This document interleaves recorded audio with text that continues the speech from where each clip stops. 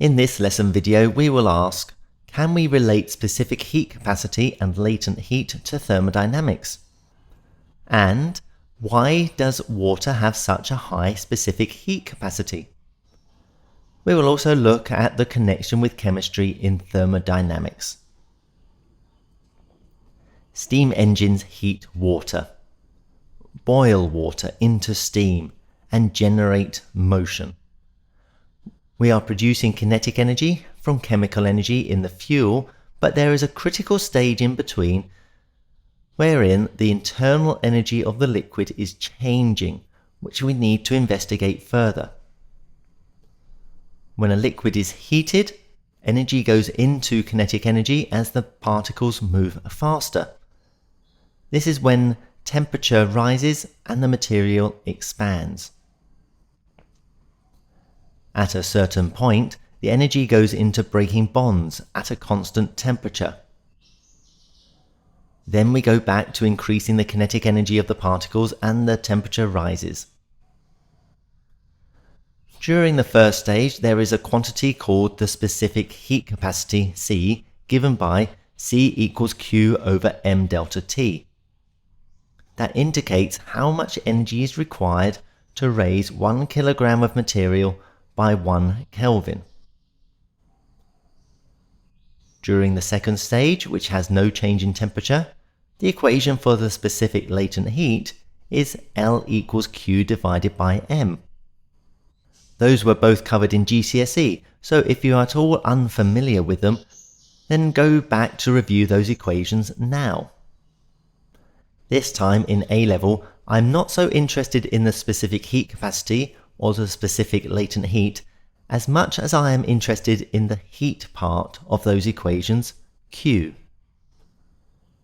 Let's move beyond what we have done so far and make sure we understand what is happening with the internal energy, using a little thermodynamics, of course.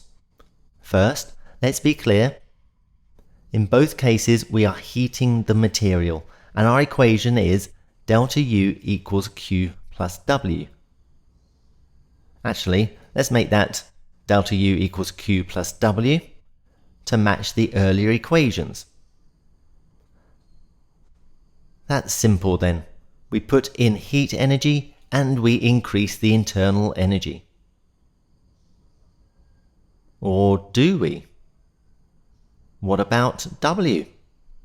We're heating some material and we all know that heating something makes it expand. So in this example, the material will expand. Work done, W, equals force times distance moved in the direction of the force. So the material must be doing work. The end of the material is moving as it expands. There must be a force involved, so the material is doing work. Work done by the system is negative work done, so W is negative. That means delta U equals Q minus W. Let's rearrange that since we are supplying the heat, Q.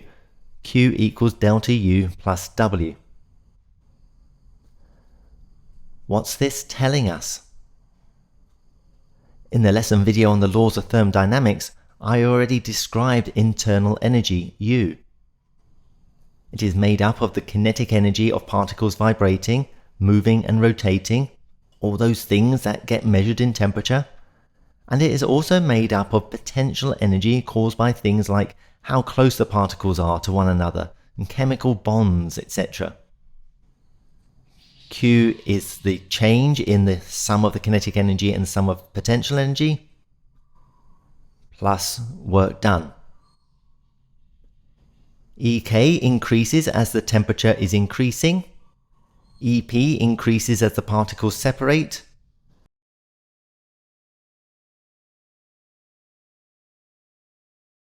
And we just said work is being done. So, when we are heating water, the heat goes into all three of these. That's our general equation. So how do we apply this to heating liquid water from, say, 25 degrees C to 50 degrees C? How does this relate to the specific heat capacity? If a material has a high specific heat capacity, it requires more energy to increase the temperature. So you're putting energy in, but instead of that energy going into the kinetic energy, more of it must be going into EP and W. Think of it like this. We have two substances, A and B. To raise the temperature of A by 1 Kelvin, we need to increase its internal kinetic energy by 500 units. To increase the temperature of B by 1 Kelvin, we need to increase its internal kinetic energy by the same amount, 500 units. But both A and B will also take on some energy as potential energy. Substance A has 100 big molecules in it, and so it takes on 100 units of potential energy. Substance B has 200 small molecules in it, so it takes on 200 units of potential energy. In total then, we supplied 600 units of energy to A and 700 units of energy to B, but both increased in temperature by the same amount. We are supplying heat, and the energy actually goes into the internal energy of the material. How that energy is distributed, as potential or kinetic, is a property of the material.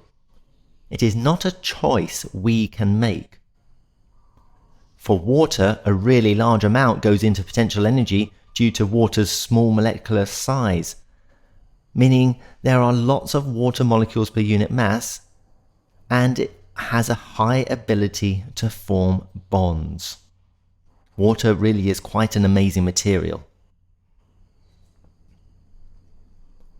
So, when we supply energy to a material, the internal energy increases. The amount that goes into kinetic energy of the particles is measured through the temperature. The amount that goes into potential energy of the particles is not measured. This means that the same amount of heat supplied to identical masses of different materials will lead to different changes in temperature. Different materials have different specific heat capacities. How about changes of state? When the water boils, well, let's look at that equation again. Delta U equals Q plus W. Q equals delta U minus W. Q equals delta U plus W. So Q is delta sum of EK plus sum of EP plus W. We put in heat energy, and what happens to the internal kinetic energy, internal potential energy, and to the work done? You have a go this time. Have a think. It's not the same as before.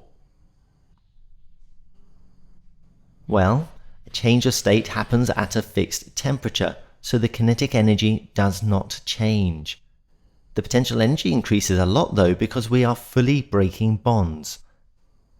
And the material is also doing work as it expands whilst forming gas. This gives us Q equals delta EP plus W. Otherwise, the explanation is going to be very similar. If a material has a high specific latent heat, then a large amount of energy is added as potential energy, and this is controlled by the chemistry.